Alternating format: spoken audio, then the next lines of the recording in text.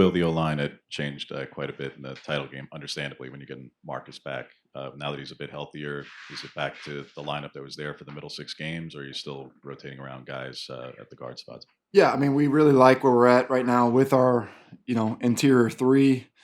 Having a shot in there, he's had a, great really year for us. Really stepped up and been the player that we wanted when we brought him in here. Poncho's obviously, an unsung, I think, hero of our front. And yeah, having Marcus in there and Dave, the ability to change those guys out and to make sure that we have our best five is important to us. But Marcus has, I think, 30 career starts, so he's got a lot of veteran leadership, and he's done a great job since he's been back. And looking forward to seeing those guys play in this game. Second row left, Eric. Well, we haven't talked to you since I think August, so Yeah, good to see you. Good to see you. Curious with Dylan, I guess, where have you seen the progress most? What's impressed you most, maybe from when we talked to you last in August to where he's at now? I mean, a lot of things. He's been able to work in out of a huddle much better. Well, I know that seems minuscule and not something to the naked eye, but just his command and presence inside of a huddle, being able to call plays and translate it, correctly. I mean, that's been a big improvement for him. His ability at the line of scrimmage to change plays, get us in the right protection has been, good to see. And I think he's just playing on time, playing in rhythm, trusting the scheme, trusting our players, and he gets better every single day out there. You wish you had him for longer, but happy with his progress. And when he's out on the field, I think he makes everybody feel at ease because of his leadership, because of he's seen it all, right? I mean, he's been in every type of game and atmosphere, and he handles it like a pro every single time. Back left, Brett. Hey, Coach. Obviously, the offense has been able to win a number of different games this season, but kind of looking at the numbers statistically from last season this year, the numbers say last year's offense was better, but watching it from the naked eye, it seems like this year, this offense has looked more dynamic. Why do you feel like that has been the case, and what has been your opinion of the offense so far this season? Yeah, I mean, stats are cool, but stats don't win and lose football games. It's all about wins at the end of the day. The major statistical categories that we care about are, yards per carry in the rush game. We want 5.5 per carry. Explosive plays, 1 of every 8 is what we strive for.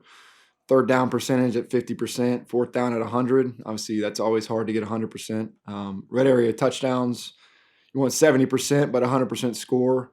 So there's other statistics different than just yards per game and passing yards and all those cool things that, the fans love, which I get, but I know we all love wins more than anything. And that's something that we've obviously been able to do a really good job of this year. So, every year is different. We're in a new league.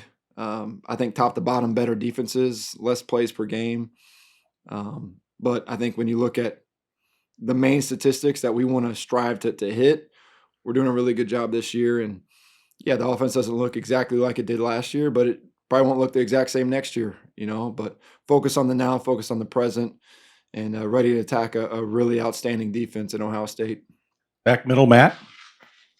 Kind of along just the offense this year, you've had different points where guys have gone down. How you feel like this team's adapted with that, whether it was Bedford in fall camp and Ferguson having the removal of his appendix and Tez getting hurt, and now Harper working his way back. How has this team been able to just adapt so well with so much change? I think that just goes back to how Coach Lanning runs our camps, our fall camps, our spring ball, our winter workouts. We don't have 1s and 2s until a couple of weeks before our first game. We work green and yellow teams. We have guys interchanging positions. Guys that might not play center will snap the ball in a live football setting, whether it's in spring ball or fall camp. So we have guys work all different positions in all different groups. Dylan and Dante and Austin and the rest of the quarterbacks have thrown to what you see as starters now and immediate backups now. So it's a really unique way to practice, but it's helped us out. It's helped me out too, to be able to call plays for different players out on the field and just be adaptable. I mean, that's college football. We don't get a waiver wire. We can't pick up guys, and we got to play with what we have. And credit to our coaches of grinding through this developmental process with other players, and been very pleased with our ability to adapt this season. Front left, Zach. Talk about what's impressed you with Dylan the most this year. I'm curious if there been any things that have surprised you this year. I mean, you obviously had a good idea of who he was coming in, but has he shown you things that you didn't know he was capable of coming in? Yeah, I mean, you never know how tough somebody is until you're in the trenches with them. You really don't know them until you're in the game. And so how tough he is has been extremely impressive to me. You think about some big runs. The Illinois game when he kind of trucked somebody on the edge and ran through contact and got us a good gain. And it was probably not a great, wasn't like a bad call. It was just like they had a good defense on. And so his ability to run and be tough, um, he nothing phases him. That's the cool thing about him. And then his ability to connect with his teammates is unlike anybody I've ever been around. I mean, he treats the A-string walk on like he's the first string starter. Like he knows everybody in the cafeteria's names. He knows every manager, every custodian, everybody. I mean, he's truly a unique individual and really glad that he's on our team. But yeah, I mean, he's just tough, man. He's tough and he's fun to coach. Front left, James. When Josh's assignment was what it was against Penn State, how did you see him fare against Carter? And he's certainly done well all season, but how did he do in that game, and how can that apply to trying to do it again against 44 and 33 in this game? He's done it all year since I've known him. He's been doing it. Like, he's an elite player and an elite football mind. I mean, you talk about like he encompasses everything that you want in a football player. Not only is he physically gifted, he's tough, but he's mentally as smart as anybody that you'll find. I mean, he could probably play quarterback and run the show. If you gave him like a week of practice playing quarterback, I'm not kidding. He'd probably be able to go out there and handle situations. Now, could he throw it? I don't know. We'll see. But he could for sure play the position, which is kind of crazy to think about. But he's an elite player. I mean, he's one of the best tackles in the country. He'll be a high, draft pick whenever he decides to make that decision. And I'll put Josh Connerly up against anybody in the country. And no game's too big for him. And he's gone after some really elite edge players in this league, and excited to see him do it again. Second row on the left, Aaron. What do you feel like was just the biggest advantage of having that first round bye for the offense in preparation for this game? I mean, rest is critical, but we don't really rest much around here. It's work week mentality. So I think it was great for us as a coaching staff to go back the first week and to study ourselves, do a deep dive into self-scout and to see what we do well, what we haven't done well, what fits with the potential future opponents that we're about to play, and being able to dive into two teams. And obviously the team that we're about to play, we have a really good sense of who they are on defense, but everybody changes throughout this time and tweaks things where they need to. So I think it starts with us figuring out ourselves again. And, again, just trying to get better and trying to improve and to find those little nuggets that we can say, hey, this is going to make us better in our next game. But it was nice to have a few days off early in the break, but then we got right back to work. And yeah, guys were really anxious to get back here, over our short little stint off, and we've had a really good prep. Back right, Ronald. Just going back to the injuries, obviously so many players have been in and out of the lineup, specialist-wise especially. Now that you guys have had this rest, you're practically healthy and almost everyone's available. After the Big Ten Championship, they talked so much about there was still so much left that you guys can do. What does that next gear look like for this offense? I mean, you look at any of our games that we played this year, like when we play clean, I'm talking pre-snap, post-snap, getting lined up correctly, it's hard to stop us. I really believe that. It's self-inflicted wounds that have been our Achilles heel this year more than anything. And so that's, to me, what I'm looking for this next game in this environment, just to execute. Like, take the emotions out of the game, go execute. Like, you get a play call, get lined up correctly, all right, know your assignment, and go attack that play and make it a one-play focus. So when we do that, we're hard to beat. We're hard to stop. When we don't do that, we're easy to stop and easy to beat on offense. And that's when you get games that we might not be at our best, is when we're just not playing clean football. So that's the key to it. And then let our talent shine and let our abilities take over when we just can do the little things right. Back left, Brett. Coach, since that October loss for Ohio State, they haven't allowed a single team to score 20 points or more. What's been the biggest difference you've seen on film for the Buckeyes since your guys' matchup back then? And how much more challenging do you think this second go around is going to be next week? Well, I mean, they were really good beforehand too. I mean, they were, I think, the number one overall defense in the country when we faced them the first time. But that's what this league is that we've played in all year. And to me, we go against the best defense in the country every single day. You know what Tosh does on that side of the ball creates a lot of havoc, a lot of problems for us on offense, and it challenges us to be very focused every single day that we step on the practice field. Um, so yeah, we get great work with our own defense. But yeah, Ohio State is. I mean, they're really good, really, really good. They got great players. They got great scheme. They're coached well. They tackle the ball. They make plays. So it's going to be a great challenge for us. But you know, it's what this league, the Big Ten, has challenged us all year. I mean, from Penn State, Ohio State, Wisconsin on the road, Illinois. Like there's been week in, week out, great teams that we faced. And then you think about our preseason games with Boise State. So we're battle tested. We're confident.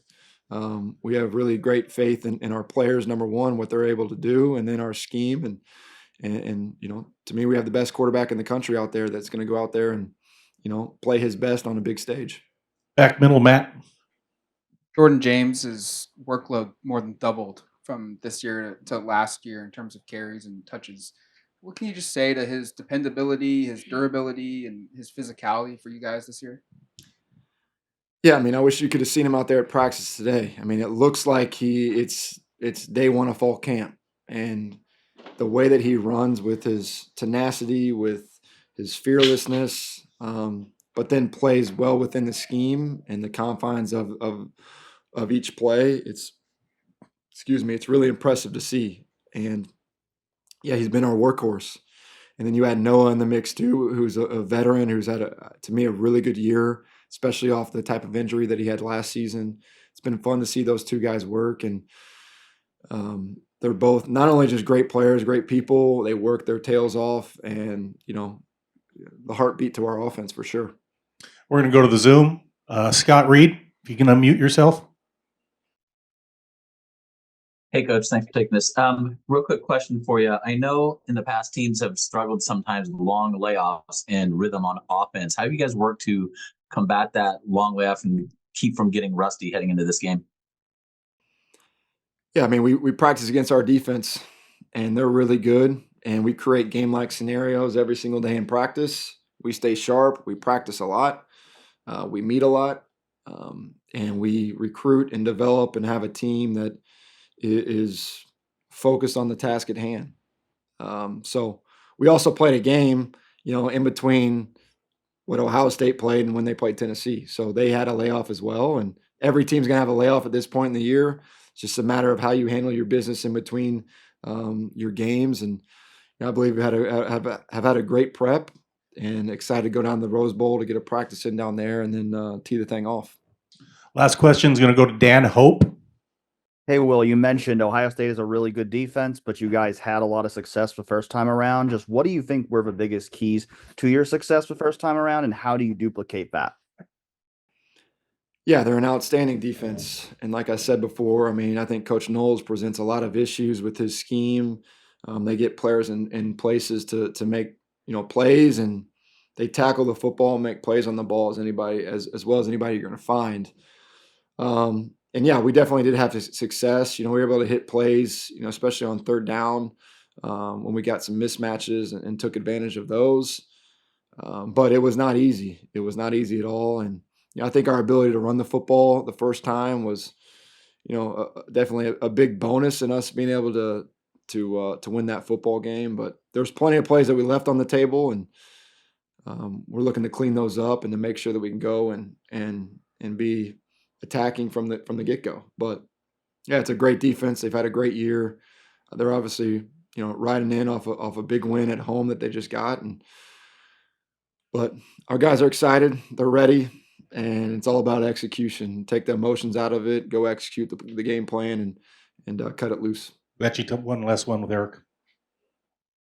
Kind of mentioned with Dylan how he connects with people. I'm curious what you've seen from him with Akili and Jaron being here, and kind of how beneficial that could be for them long term. Yeah, I mean they this is their second day. They're not even in full pads yet. They're basically just going through some drills and just trying to get their feet wet, trying to stay out of the way when we're going team scenarios. But yeah, both those kids are really, really good football players, and excited to see their development, and excited to see them this spring and keep working with along with Dante and Luke and Austin and Brock. And so we got a great room. We're like we got a lot of quarterbacks right now, but it's fun, it's competitive, and it'll make all those guys better in the long run. Thank you, Coach. All right, Appreciate it. thanks, guys.